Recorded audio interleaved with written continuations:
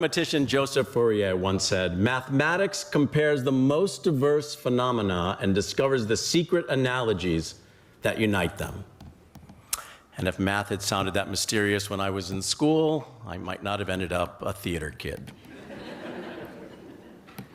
Luckily, here at UCLA, Professor Terence Tao has spent his career helping us all understand how figures and formulas connect us to our universe and to each other. In his classroom, you'll see the beauty of a binomial, find the grace of geometry, and learn how to listen to the music of this universal language. In fact, his colleagues here call him the Mozart of math. And today we're here to talk about the future we're writing with these tools and the harmony or discord that they can create.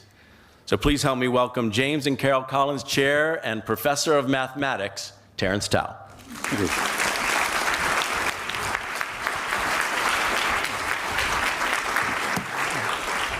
Thank you so much for the opportunity to speak here. It's, in these times we need leadership. It's more important than ever. So, I'll be talking about, well, the whole world is changing, of course, but also mathematics as well. But we are a very traditional bunch. In many ways, the way we work today is not that different from the way we worked 100 years ago, 200 years ago. On the left here, we have a memoir by Augustus Cauchy, one of the great mathematicians of the 19th century. It's in French, and it's not typeset of a computer, but to a math graduate student here at UCLA, the textbooks that he or she would learn from are not that much different from this book, which was published exactly 200 years ago. We still use blackboard and chalk. In fact, we are very particular about what kind of chalk we use. We're maybe almost the last department that hangs on to them. And over on the right here, we have this coffee table book by Jessica Wynn. She's a photographer. She was fascinated by the math we leave on our blackboards, and she actually she viewed them as works of art, and she photographed them and made a nice little collection. Another way in which mathematicians are different, or at least have not caught up to other sciences, is that we still find it hard to collaborate. In the rest of our division, physics and chemistry, people have worked out how to collaborate with 50 people, 100 people, on Andrea's collaboration, for instance. But still in math, we struggle to work with, more than 5 people. And there are reasons. There's a high barrier to entry. I know you're not mathematicians, most of you. You may not have noticed, but a lot of math is rather technical, has a lot of jargon.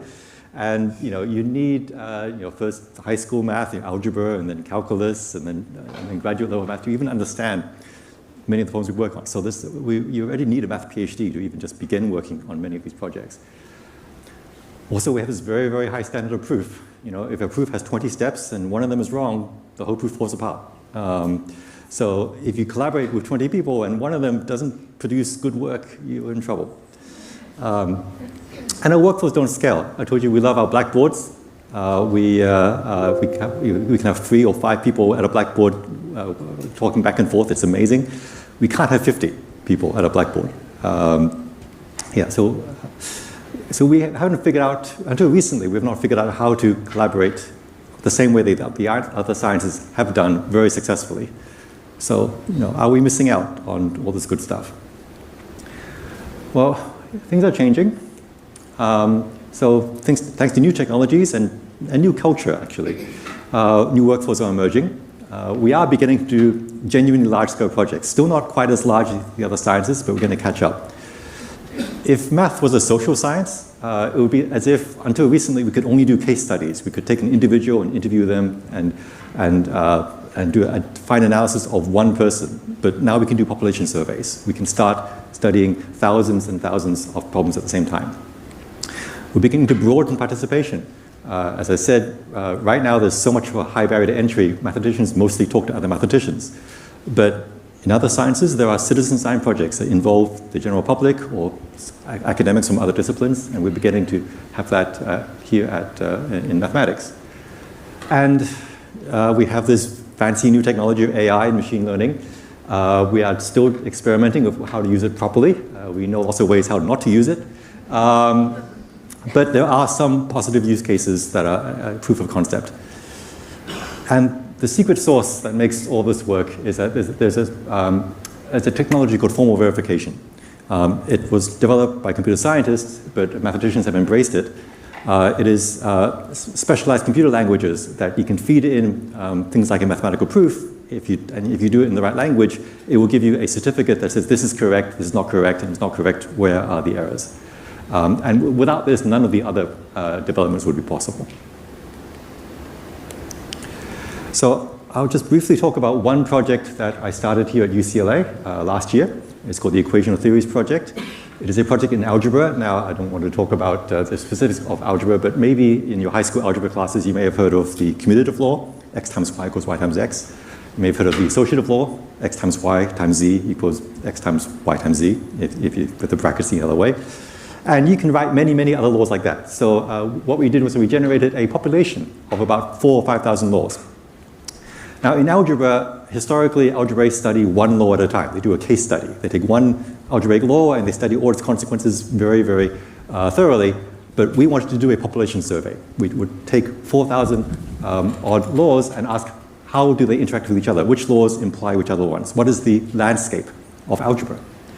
And because of all the pairs that you could consider, this ended up being 22 million problems that we had to study. Given 22 million pairs of laws, which one is stronger than another? For example, does the commutative law imply the associative law? Now, a graduate student here at UCLA in mathematics, a typical problem, they could probably work it out in maybe an hour with pen and paper. But there's 22 million of these problems, and some of them are actually too tricky to do it in an hour. There are computers, and computers can handle a fair chunk of these problems at a time, but no computer program can sort of handle all of them. So there's no way that a single person or single program can do this. You have to collaborate. But then there's this other problem that if you have people coming in with 22 million proofs, and one of them is wrong, your whole project doesn't work. Someone has to grade 22 million proofs. So that is not feasible until recently. Okay. But nevertheless, we did this in 3 months with 50 people, some at UCLA, some international, most have not met, professional mathematicians, computer scientists, people from industry, just members of the general public who like solving puzzles. We completed it in 3 months.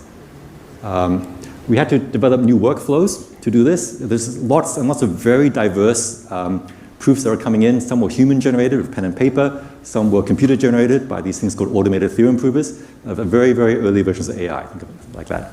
And then we had these chat rooms on the internet. We would try to collate them and figure out how to convert them to this proof-assistant language. It's called Lean, that verifies all these inputs. And then someone had to develop visualization tools to see what portion of our implication landscape was still missing and what needed to be done. And we had to direct, and that had to loop back to all the other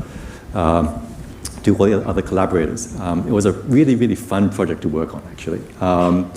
And we're hoping that this is a paradigm for future large-scale collaborations. Okay, so we'll talk about AI. This is the technology of the decade. So in principle, this is a really, really promising technology. And we're already using it somewhat. It's really great for secondary tasks. I can write computer code now to simulate all kinds of mathematics. It's so easy with these tools. It's great. And just recently, they've become useful tools for literature review, which also was a very tedious task in the past. If you feed them the right data sets, they can generate new mathematical conjectures. They can find mathematical patterns. We have a shortage of good data sets currently, but that's something that we're working on. But to me, the application of AI that's most exciting is that they are a universal translator. The really complicated topics in mathematics can be explained. You can ask an AI to explain at the level of a high school student, or you just tell it what you know, and it will try to match your language. And conversely, if an amateur mathematician wants to talk to a professional, if they use AI, in principle, they can speak with correct, using the correct mathematical jargon and in a really comprehensible way. And so I think we can really collaborate with other scientists, with members of the general public in ways that we've not been able to do before. But AI is a very flawed technology. It has many, many issues with it. The issue which concerns mathematicians the most is that it just makes mistakes, lots and lots of mistakes. The modern AI tools are not grounded in reality. They hallucinate all kinds of very plausible looking nonsense. And maybe in some other fields, this might be acceptable. Actually, it's problematic everywhere, really. But in math, it is particularly bad because of this 100% correctness requirement in our proofs. But we have these formal proof verifiers that are think of them as like extremely fussy graders. That they can take the output of a large language model and they can give it a correctness certificate, or they can point out the errors. And so they can filter out all the bad hallucinations and only keep the small percentage of actual correct statements. And it's only very recently we can experiment with this, but the proof of concepts are very promising that this could be a powerful combination and a way to safely use these AI tools. And I asked an AI to generate an image to illustrate this point. So the LM output is this sort of sewage-looking kind of mathematics, and then we have this filter to produce drinkable mathematics, I guess. Okay. So just to close, I've been here 29 years, not quite as long as Andrea, at UCLA, but I've always been very grateful at the opportunities here and the freedom that it's given me to explore new directions. This type of work is not what I was hired for to do here 29 years ago, but I very much align with UCLA's ideals, the idea that diverse communities can come together and talk and produce great things that they could not do on their own, and that's really informed my own research. So thank you very much.